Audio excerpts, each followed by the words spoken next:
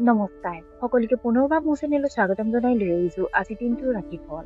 আজি হৈছে 6 মে 2025 অসমীয়া 22 বহাগ মঙলবাৰ। আজি সূৰ্যোদয়ৰ সময় পুৱা 4:27 আৰু সূৰ্যাস্তৰ সময় 5:47। আজি হৈছে নৱমী তিথি আৰু শুক্লপক্ষ। আজি দিনটোৰ প্ৰথম ৰাশি হ'ল মেঘ ৰাশি। আপোনাৰ যোগাযোগৰ শৈলী দেখি মানুহ আপ্লুত হ'ব। আপুনি হয়তো আপোনাৰ কেৰিয়াৰত ডাঙৰ পৰিৱৰ্তন আনিবলৈ পৰিকল্পনা কৰিছে। আৱেগিক মোহ আৰু আত্মবিশ্বাস আপোনাৰ বৈবাহিক সম্পৰ্কত বৃদ্ধি পাব। আইনী বিষয়ত আপুনি জয়ী হ'ব পাৰে। আত্মীয়ৰ লগত আপুনি বহুত ভাল সময় পাৰ কৰিব। বৃষ ৰাশি।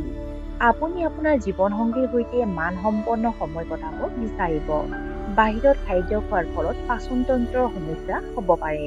আজি আপুনি টকা ধাৰে লোৱাৰ পৰা বিৰত থাকিব লাগে। খৰচ কমাওক, নহ'লে আপোনাৰ বাজেট ক্ষতিগ্ৰস্ত হ'ব পাৰে। আপোনাৰ ল'ৰা-ছোৱালীৰ আচৰণত অলপ আঘাত পাব পাৰে। সাহিত্যৰ প্ৰতি আপোনাৰ আগ্ৰহ গঢ় লৈ উঠিব। মিথুন ৰাশি। পুৰণি বিনিয়োগৰ পৰা আৰ্থিক লাভ হ'ব পাৰে। যুৱক-যুৱতীসকলে হয়তো পৰিয়ালৰ সৈতে তেওঁলোকৰ প্ৰেমৰ বিষয়ে আলোচনা কৰিব পাৰে। অফিচত কঠোৰ পৰিশ্ৰম কৰিব। ব্যৱসায়ত আপোনাৰ যথেষ্ট আৰ্থিক লাভ হ'ব পাৰে। অনলাইন শ্বপিঙৰ বাবে আপুনি টকা খৰচ কৰিব। বন্ধু-বান্ধৱীৰ পৰা পৰামৰ্শ লোৱাটো আপোনাৰ বাবে উপকাৰী হ'ব। কৰ্কট ৰাশি। কৰ্মক্ষেত্ৰত আপুনি বিৰক্ত অনুভৱ কৰিব। তাৎক্ষণিক সিদ্ধান্ত ল'বলৈ খৰখেদা কৰাটো ভাল নহয়।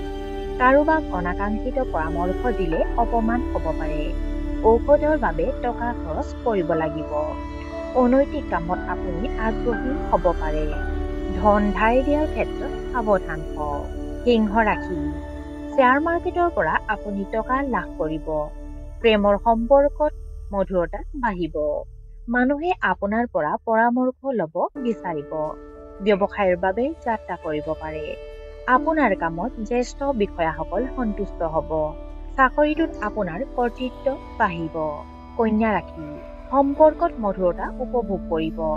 ব্যৱসায়ত অসুবিধা হ'ব পাৰে। আপোনাৰ কাম লাহে লাহে সম্পূৰ্ণ হ'ব। ওচৰ চুবুৰীয়াৰ লগত আপোনাৰ মতানৈক্য হ'ব পাৰে। ৰাজনীতিৰ লগত জড়িতসকলৰ বাবে দিনটো অনুকূল নহয়। দৈনন্দিন কাম-কাজ সুষম কৰি ৰাখক। তুলা ৰাশি। গুৰুত্বপূৰ্ণ কামৰ বাবে দিনটো অনুকূল। আপোনাৰ বৈবাহিক সম্পৰ্কত কিছু উত্থান-পতন হ'ব পাৰে। ধৰ্মীয় কাম-কাজৰ প্ৰতি আগ্ৰহ নোহোৱাৰ সম্ভাৱনা আছে। গৱেষণাৰ কামত আপুনি যথেষ্ট সফলতা লাভ কৰিব। কৰ্মক্ষেত্ৰত সহকৰ্মীসকলৰ পৰা সমৰ্থন পাব। আপোনাৰ মতানৈক্যৰ সমাধান হ'ব পাৰে। বৃশ্চিক ৰাশি। অত্যাধিক কামৰ বোজাৰ বাবে আপুনি ভাগৰুৱা অনুভৱ কৰিব। আপোনাৰ স্বাস্থ্য অলপ দুৰ্বল হ'ব পাৰে। আপোনাৰ মাতৃৰ স্বাস্থ্যৰ অৱনতি ঘটিব পাৰে। ব্যৱসায়ত ডাঙৰ বিনিয়োগ কৰাৰ আগতে এটা পুংখানুপুংখ তদন্ত কৰক।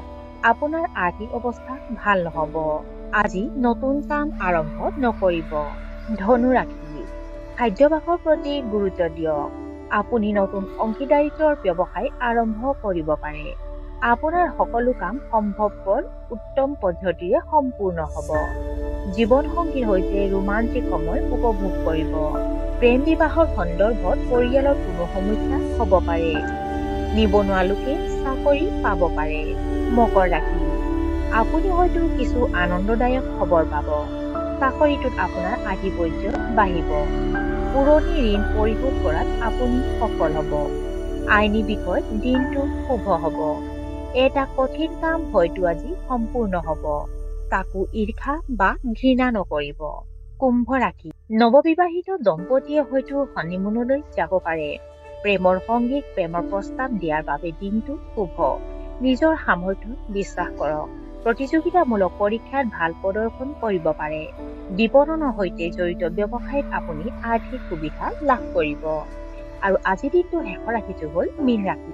যুৱক-যুৱতীসকলে পঢ়া-শুনাৰ প্ৰতি গুৰুত্ব দিব। ঘনিষ্ঠ লোকৰ পৰামৰ্শক আওকাণ কৰিলে ক্ষতিকাৰক হ'ব পাৰে। আপোনাৰ বৈবাহিক সম্পৰ্কত তিক্ততা থাকিব পাৰে। অপ্ৰয়োজনীয় খৰচ বাঢ়িব পাৰে।